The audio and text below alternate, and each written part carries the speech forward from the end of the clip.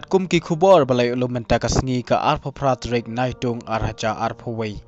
Ulakmen remboi ubadai minister badai pej ya kapule puti jongka jala Meghalaya bro ka wei. Ulapen bana pajba hapo ka Twitter akau ka jong baka Meghalaya Board of School Education Headquarter Tura. Kan sapen bana no ya ka result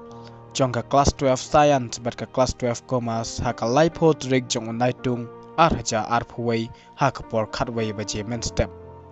yaki booklet phila ban download na po ka website